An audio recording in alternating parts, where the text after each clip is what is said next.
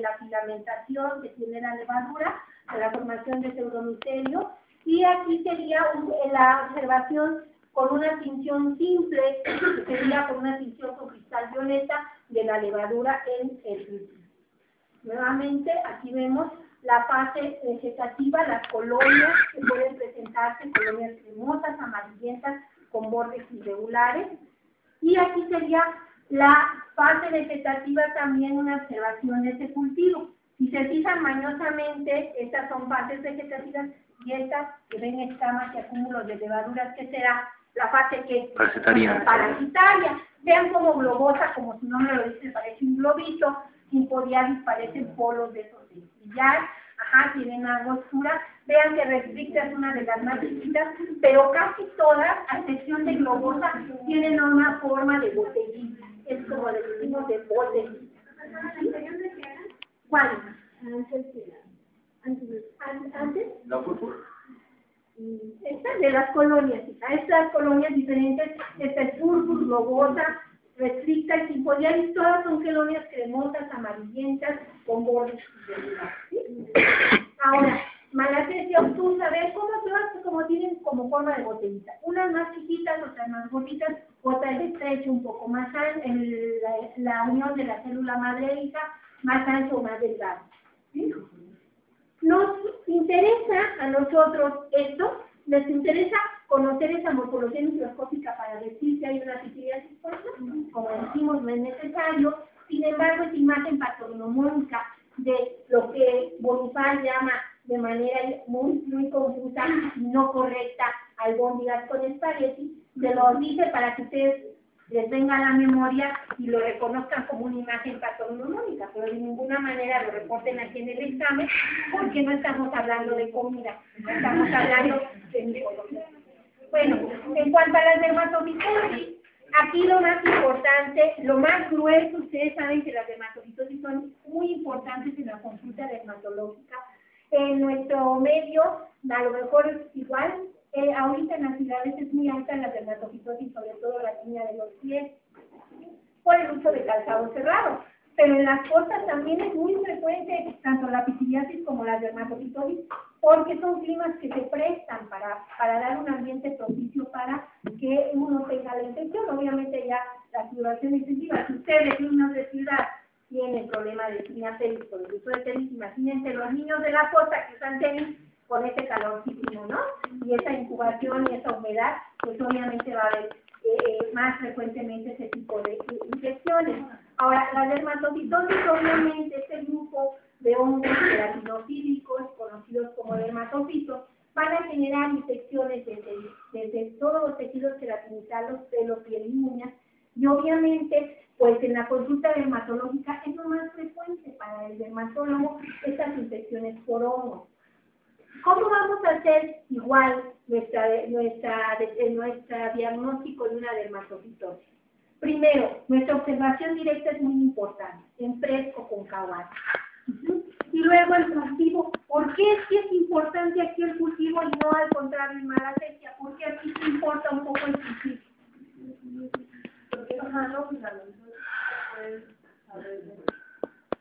Dice su compañerita que no es un hongo filamentoso con el cultivo, y a lo mejor con la morfología microscópica lo puedo identificar, pero ¿por qué el cultivo no importa? Porque son colonias vellosas, blancas, de crecimiento lento, con pigmentos trafeocres al reverso. ¿Por qué? ¿Se acuerdan que cuando les hablamos en un inicio dijimos, ustedes en un 50% la observación de su muestra clínica, y el otro 50% el cultivo? A veces su muestra clínica es negativa, pero su cultivo es positivo.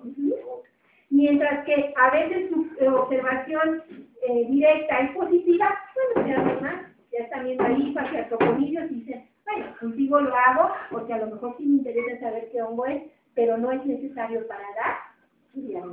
Igualmente aquí es importante. Ahora, ¿por qué razón? Aquí sí vamos a ver estas lesiones. Cuando a mí me digan un pacientito, un chofer, un narrador, un militar, un deportista que tiene lesiones eritematosas, escamativas, uricinosas, circulares, aquí el borde activo, acuérdense que vamos a tomar la muestra a partir de este borde activo donde más está el hongo viable. En el centro empieza la lesión, empieza a envejecer el hongo, aquí hay puros detritus celulares de restos del hongo, pero acá está más activo. Van a preguntarle a su paciente, oiga, ¿cuáles son sus lesiones más recientes?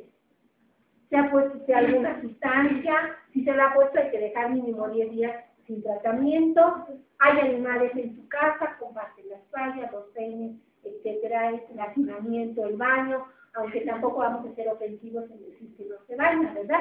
Pero todos esos hábitos nos van a ayudar en sus datos epidemiológicos a saber, pero sobre todo cubrir esa triada de eritema, y de inflamación para poder nosotros apoyar ese diagnóstico. Esto se los estoy dando porque ustedes van a tener un problema donde les van a decir una persona de tanta edad va a tener este cuadro donde hay eritema, prurito de inflamación, o un niño, es muy frecuente la línea cápice de los niños, que presenta zonas alopécicas con pelos sanos, enfermos, y entonces ahí ustedes van a inducir o a deducir, perdón, que se trata de una dermatitis. En el caso de la uña sabemos que es engrosada, amarillenta, seca, que generalmente vamos a cortar la parte distal de la uña y, ahí en este caso, pues con corta uñas y después vamos a raspar o limar ligeramente y del nicho unguial de la base de la uña de preferencia vamos a tomar de ese color. Y aquí vamos a tomar obviamente de las lesiones alopécicas, a veces van a convivir pelos sanos con enfermos, las lesiones pueden ser únicas o múltiples, casi siempre se dice que las únicas son por el género Microsporum, las múltiples por el género Tricofitos y que se van a dar en cabeza. Entonces van a ver estas zonas alopécicas muy descamativas con pelos que se ven quebradizos, obviamente porque están enfermos, y entonces obviamente vamos a hacer la toma de nuestra muestra. Aquí ya sabemos que nosotros cortamos la uña porque sabemos que está en contacto con el zapato, con la tierra, etcétera, y ahí irían muchas cosas que nos podrían facilitar nuestra observación. Una vez que tengo mi muestra clínica, yo la voy a ver en fresco con KOH, que es al 20%, o dimetilsulfóxido también al 40%. Y podemos ver los más elegantes usar negro de color o blanco de calcofluoro, pero para ello necesitamos microscopio de fluorescencia, aparte de que son también reactivos muy caros. Vamos a también hacer el cultivo, y fíjense bien, aquí dice muestras de escamas de piel, de pelos o de uñas en medio de saburo microbiótico, y nosotros también sembramos en el medio de D, como presuntivo diferencial de esa muestra clínica. ¿Por qué empeñarnos en usar un saburo? Si el microbiótico nos sirve muy bien, incluso tiene cloranfeniclolis y fluoximida, nos va a inhibir bacterias, nos va a inhibir hongos de crecimiento rápido. ¿Por qué sembramos un saburo? A lo mejor ya es muy viejo el hongo. Podría no tener un dermatofiso, exactamente. Podría a lo mejor tratarse de una infección en uñas por un escopulariosis, por un fusarium, por un aspergillus. Obviamente que eso sería en un paciente por coronavirus. Generalmente, estos pacientitos que presentan infecciones en tejidos queratinizados por hongos dialinos que no sean dermatofitos, generalmente sí tienen un factor predisponente de importancia. ¿Sí? Pero sí nos interesa entonces sembrarlo en estos medios. Sabemos que son de crecimiento lento, que van a crecer de 2 a 4 semanas, y después tendremos la tercera alternativa, el médico, no nosotros, usar la Lutebus, pero es muy limitada. Solo nos sirve para infecciones asociadas a Microsporum caris y Microsporum viridis. Y las de caris florecen amarillo verdoso con la luz de luz, y la viridis también, pero más pálida es amarilla, es con menos intensidad. Es importante que tengamos en cuenta esta sustancia desqueratinizante, que es el KOH, que nos sirve para ionizar la queratina, para poder observar bien nuestras hijas y nuestros artroponidios, y también tener el agar microbiótico, que lo hace selectivo, el cloranfenicol y la cicloeximina, para inhibir hongos aprobios de crecimiento rápido, ya que si ellos crecen primero, no va a poder crecer nuestro dermatofito, y entonces ellos van a adaptar los nutrientes, ya no nos crecen, o si nos crecen, pues nos van a enmascarar la presencia del dermatofito. Vean ustedes cómo es importante aquí tener esa fórmula del saburo, pues ya no tiene vuelta de hoja. La observación en fresco con KOH en las escamas, vamos a ver, de manera indiscriminada va a cruzar las chispas. y vamos a ver los artroconidios. Acuérdense que los artroconidios se van a redondar, sobre todo en las muestras de uñas, se van a hacer redonditos, a veces no se ven tan rectangulares esos artroconidios. No vamos a ver esas cifras que a lo mejor se ve como un fantasma alrededor de la célula, porque eso sería un mosaico fúngico, ¿sí? Es decir, la saponificación de las grasas que se va hacia los extremos de la célula de descamación, y eso no sería una muestra positiva. Positivo sería ver este micelio que cruza indiscriminadamente la escala. El medio del SM es prescintivo diferencial, que dice el dermatólogo también en su consultorio. Vean cómo se los presentan las casas comerciales a ellos. El medio de SM es amarillo, y una vez que la prueba es positiva, el dermatofito utiliza la persona del medio y alcaliniza este medio, pasa de pH ácido a un pH alcalino, y sí se torna rojo, intenso. Vean ustedes aquí la prueba positiva. Este se puede hacer en un agar microbiótico que se acidifica con ácido clorhídrico y se le adiciona este indicador que es el rojo de pH.